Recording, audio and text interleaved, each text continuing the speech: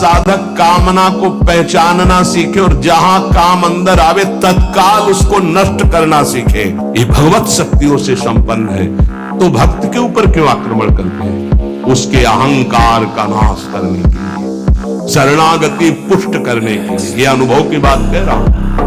शरणागति में जहां कच्चाई होती तो वीर योद्धा घेरते हैं आसपास, तो हमारा मन भागता है प्रभु की शरण, त्राहिमाम। तो कहते आओ, हम ही ने तो लगाया है इनको, नहीं हम ना लगाते तो तुम अहंकार से फैल जाते, आओ।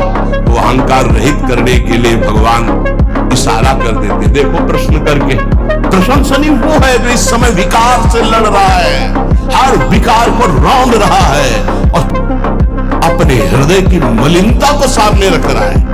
कौन है हृदय की मलिनता को रखता है? प्रशंसनीय वो है इस समय जो अपने जीवन को संभाल ले। भगवान की असीम कृपा है उन उपासकों पर जो यौवन अवस्था को पवित्र करके चला रहे हैं। ये क्या जाने, ये तो जरा सा छींक दोगे तो तैयार हो जाएंगे वो हल्ला मचाने में। ये साधना जानते हैं क्या? ये चढ़ाई चढ़े हैं क्या? ये फिसलने वाला कितना मेहनती होता है जो चढ़ के जाना चाहता है। 1000 बार परास्त होने पर भी हमारा वो उदासीपन नहीं आना चाहिए, निराश नहीं होना चाहिए। चूक गए, इस बार भी चूक गए, आगे बढ़ेंगे, रौंदेंगे हम हरिनाम के बल से। जब जानकारी हो गई कि ये काम पाप करा रहा है, तो हम इस जानकारी का प्रयोग क्यों नहीं कर पा रहे हैं? भगवान ने 3 उदाहरण दिए। उपासक में ये 3 तरह से ज्ञान ढक जाता है, तब काम अपना प्रभाव दिखाता है। 3 इसकी स्थितियां हैं। जैसे धुएं से अग्नि ढकी रहती है, ऐसे ही काम विवेक को, ज्ञान को ढक देता है। अब जीव ही भोग इच्छा प्रकट हुई, धुआं पैदा हो गया, भोगों की न भोगों, पाप तो नहीं बन जाएगा। साधक अगर सावधान हुआ तो तत्काल प्रयासरत हो जाता है इस धुएं को हटाने के लिए। फूंक मारने का मतलब कीर्तन शुरू हो गया, वो सत्संग शुरू हो गया, किसी संत के पास तत्काल बैठ गया, उसकी वाणी सुनने लगा, वो धुआं खत्म हुआ।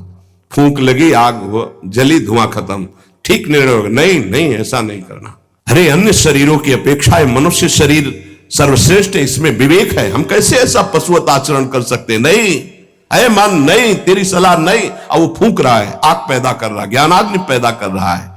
पर बहुत प्रवीण साधक नहीं, उससे प्रवीण मन है, वो सुख को सुख मानकर भोगने की लालसा प्रबल होने के कारण वो धुआं नहीं हटा पा रहा, वो उसी में और राग कर रहा है।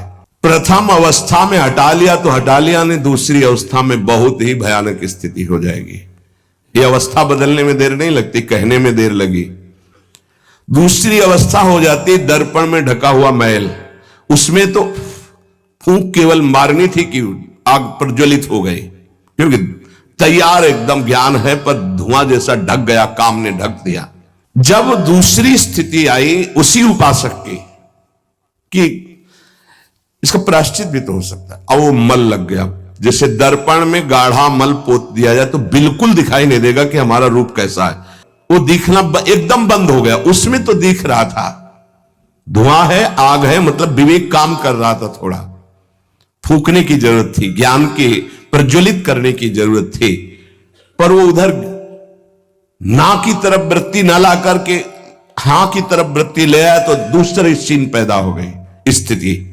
जैसे दर्पण में मल ऐसे लगा दो तो बिल्कुल नहीं दिखेगा, और वो बिल्कुल निर्णय नहीं कर पा रहा। ऐसी कामना का वेग बढ़ा तो ये भूल गया कि मैं साधक हूं, मेरा कर्तव्य क्या है, मैं अकर्तव्य करने जा रहा हूं, ये भूल गया।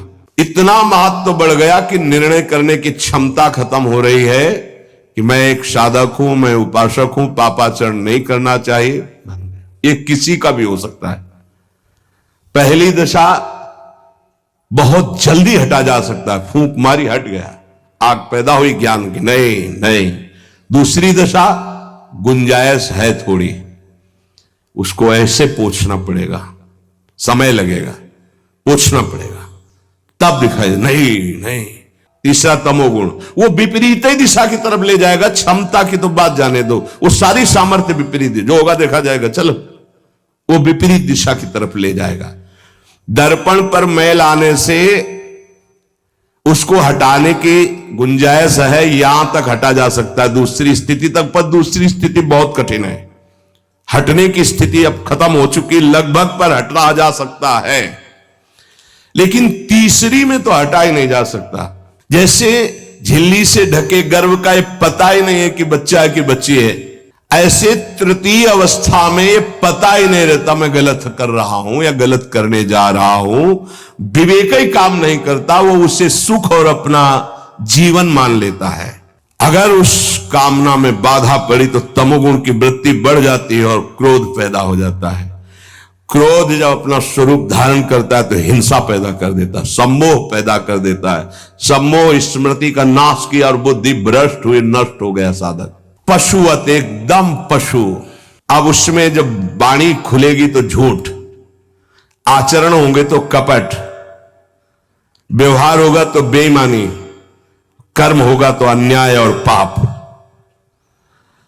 गुस्सा आएगी तो अत्याचार, हिंसा, इसके सिवा कुछ नहीं। ये बात समझने की है, थोड़ा कड़वाहट जरूर है कि हम सब तत्काल भगवान को दोष देने लगते हैं, लेकिन भगवान चीख चीख के वर्णन कर रहे हैं, ऐसा मत करो इसका परिणाम ये है, ऐसा करो इसका परिणाम ये है। तो जो कह रहे हैं करो वो तो हम कर नहीं रहे, जो कह रहे हैं नहीं करो वो हम कर रहे हैं, तो उसका जब परिणाम आता है तो हम भगवान को कोसते हैं। कामना में तदाकार ना होने पावे तब तक बचा जा सकता है। जहां तैयारी बनी सुख भोग की और राजी हो आपने दस्तखत कर दिए, अब आपको भगवान ही बचा सकते हैं, दूसरा कोई नहीं। उस समय भगवान ही कोई ऐसी लीला कर दे तो बच सकते हो, अन्यथा नहीं बच सकते। तदाकार होना साधक का सर्वनाश हो जाना है। काम में तदाकार होना, 1 2 4 बार अगर आप ऐसी अवहेलना करेंगे तो आपका साथ देगा आपका हृदय और जलेगा, धिक्कार करेगा, बार बार कहेगा गलत है, कान पकड़ेगा, अब की बात नहीं। आगे बढ़ गए, ज्यादा मलिन हृदय हो गया तो आनंदित हर्षित होने लगेगा, आज ये भोगा कल वो भोगूंगा, और वो पापाचरण में हर्षित होकर आगे बढ़ जाता है। ये बहुत बुरी स्थिति होती है। जब तक साधक का हृदय धिक्कार देता है तब तक तो निकलने के चांस रहते हैं कि गलती को गलती मानता है और बार बार कहता है अब नहीं करूंगा। वो विवश होकर गलती हो रही पर वो कह रहा नहीं करो, ये निकल जाएगा, आज नहीं तो कल निकल जाएगा। लेकिन जो राजी हो गया है, जिसने इस महान पाप को अवगुण को गुण मान लिया है, निकलने की संभावना नहीं, क्योंकि तदाकार होकर उसी में लग गया है। परमार्थ का रुचि रखने वाला साधक कामना को पहचानना सीखे और जहां काम अंदर आवे तत्काल उसको नष्ट करना सीखे।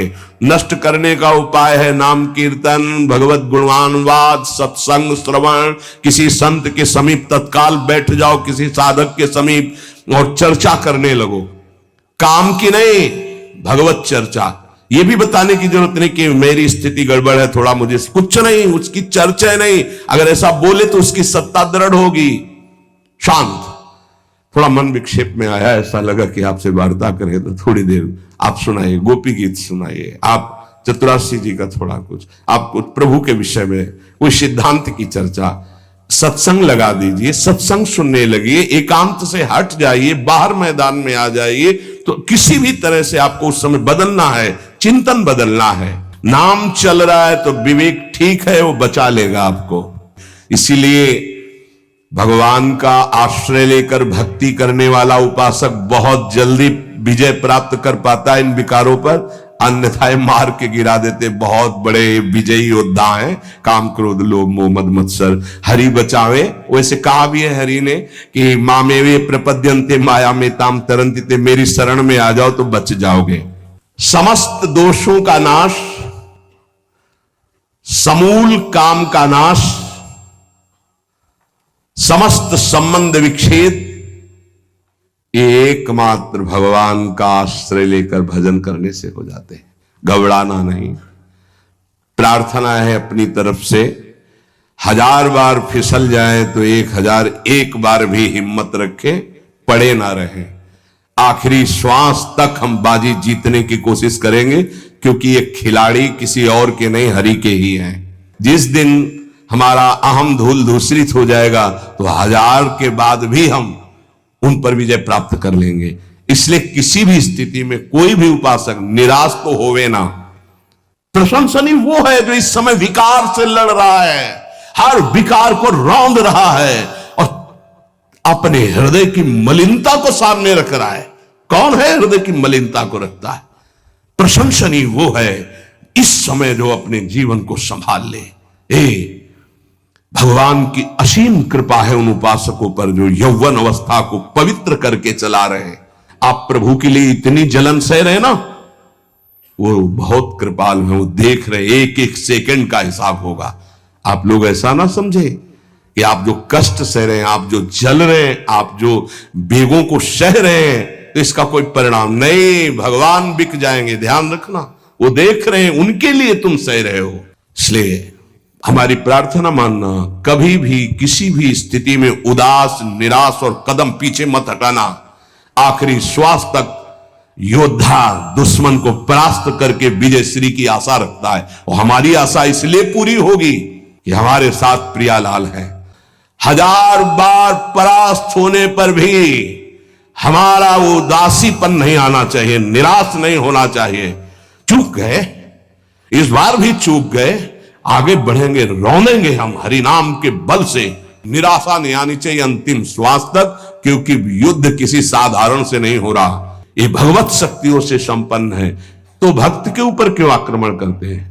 उसके अहंकार का नाश करने के लिए, शरणागति पुष्ट करने के लिए। यह अनुभव की बात कह रहा हूं।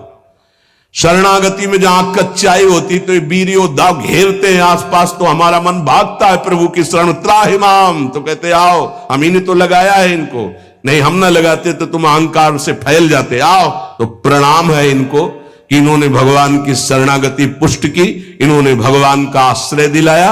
अगर ये जलाते नहीं तो इधर आना ही नहीं होता। और ये